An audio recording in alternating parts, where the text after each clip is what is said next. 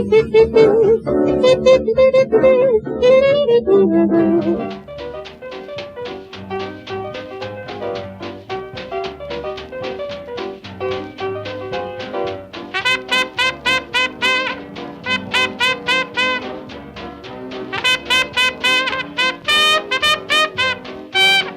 of all, this band was made in heaven, I think, and all the members of the band now are in heaven, and I feel so much down sometimes, like because I think maybe I was fired from the band, and the band went on to heaven without me, and I hope that they have a good drama in there.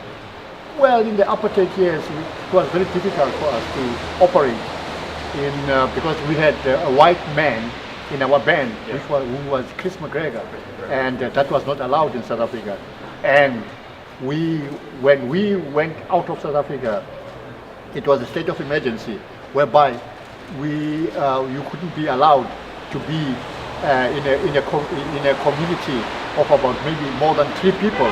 If you were seen as black people to be more than 3 people, then automatically you were arrested. And there were some places whereby I could play drums with the white people behind the curtain, because it was not allowed for me to be in front of the stage. And I mean, like, it was impossible even for my mother to come into the concert, let alone being refused to come to the concert, maybe roughed up as well. And I remember when I was playing in a Wiseman Hall with some white musicians, when I went out of the hall, I was arrested for trespass. So we had to leave South Africa and come to Europe in a place whereby we could operate.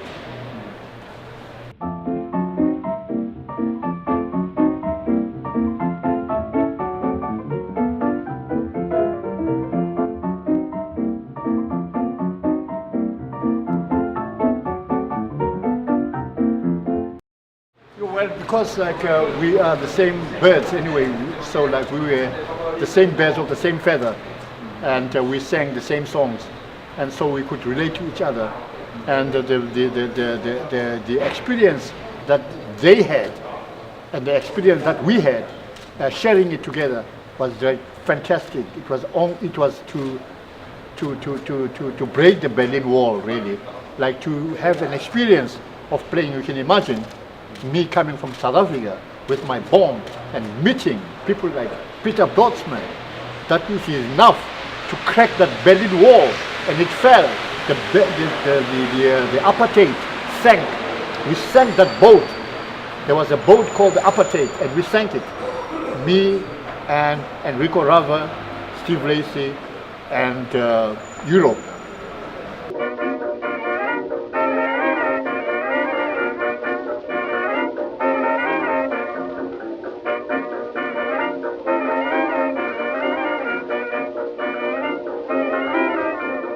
Maybe we influenced them because they were black people, and I think maybe black people originated from Africa.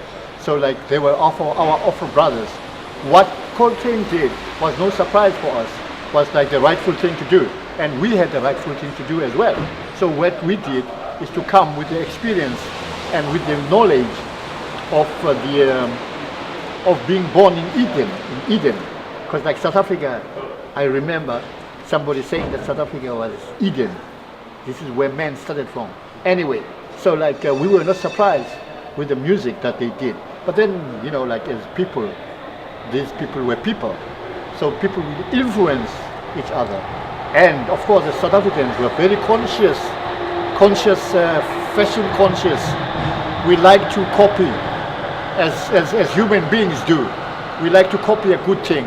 And Albert Eder came as a brother, and we enhanced him, and it was just a matter of trying to show him that we welcome him, and it was a matter of me acknowledging what he's doing to encourage him to go forward. So I named my band Spirits to Joyce because I wanted to encourage him and to show him that he's appreciated, more especially in South Africa.